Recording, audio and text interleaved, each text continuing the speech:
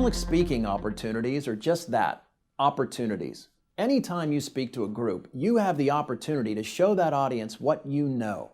You can share your experience or your findings on a particular project. Your talent is on display when you speak in public.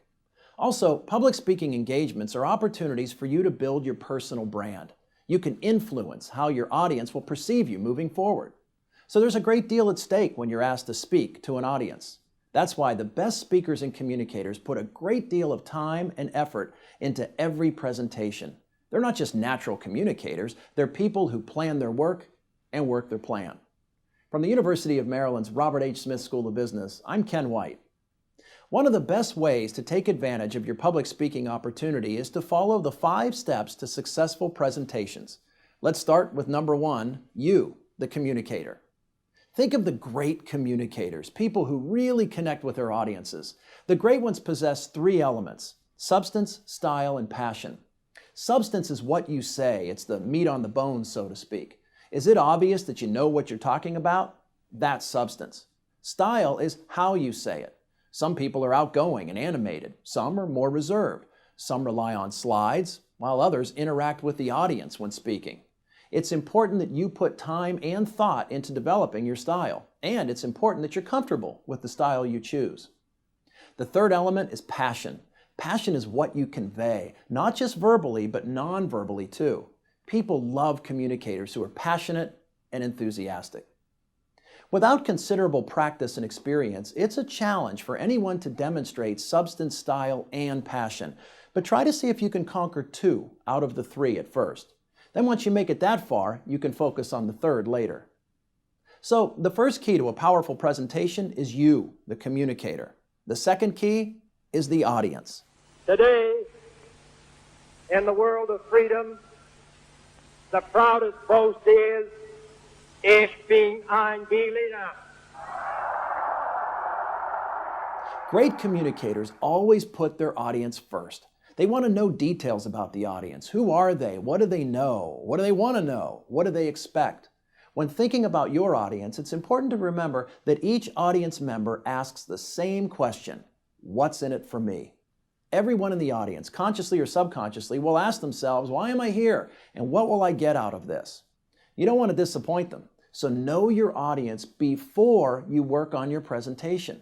Find out what you have in common with them and go from there. The third key is preparation and planning. Of the 5 steps, this is the one people sometimes ignore, despite the fact it's one of the easiest to complete. Skip this once, though, and you'll learn the hard way why it's so important. As soon as you know you'll be speaking, start asking questions. How much time will you have for your presentation? Should there be a Q&A? Who will be in the audience? What type of presentation is expected? Should you have handouts? These are all questions that will help you better design your presentation. High-quality communicators familiarize themselves with the venue where the presentation will take place. Very important. They check the lighting, the sound, the seating, the technology. They bring a flash drive, sometimes 2, in case their slides are lost. And they even sit in various places around the room to get a good audience perspective. Now, none of these steps takes much time, but the return is very high. And once these details are checked off your list, you can focus on your presentation.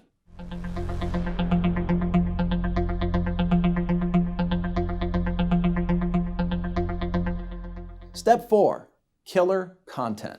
An element that is a must. A speaker can try to fake it, but it doesn't take an audience very long at all to determine lack of substance or lack of content.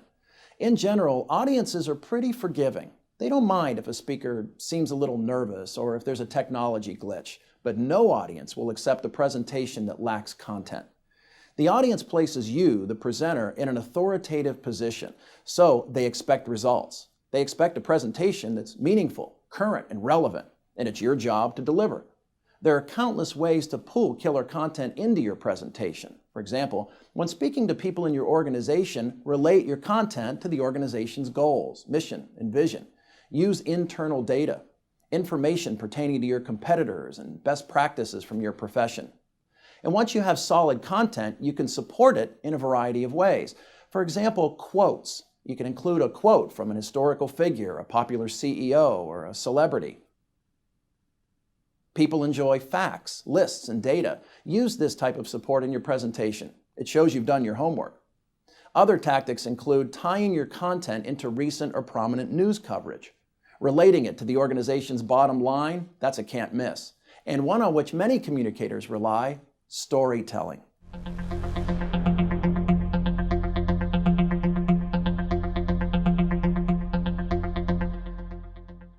Everyone can tell a story, and everyone enjoys hearing stories. Consider sharing a story that supports your data. It'll help you form a bond with your audience.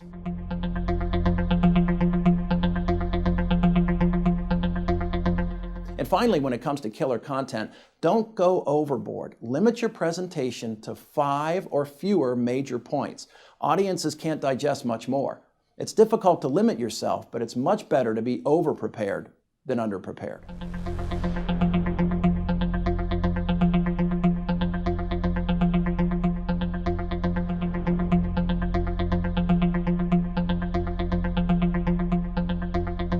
Well, the fifth and final key to a powerful presentation, very important, practice. High quality content plus practice equals success, guaranteed. Your audience wants to walk out having that "what's in it for me" question answered, right? And they want all of that information delivered in a professional manner. In order for you to reach that point, you have to practice often. There's no real secret to practice. Whatever you'll do in your final presentation, you do it when you practice. It's about repetition, becoming extremely familiar and comfortable with your content and delivery. Also, and it's amazing, the effect practice has on your nerves. The more you practice, the more those nervous feelings disappear. You become comfortable, then confident, then ready to go. When you practice, focus on communicating with the audience. Don't think of it as a speech or a performance. It's a conversation. You're the expert, you've done the work, the audience wants to hear what you have to say, so communicate with them. It's important that your presentation is locked down and ready to go days before you have to share it. That way you'll have plenty of time to practice. Countless presentations that were very solid content-wise have failed because of lack of practice. So let's review. First, remember that public speaking is an opportunity. It's a chance to build your personal brand and to show others you're a rising star.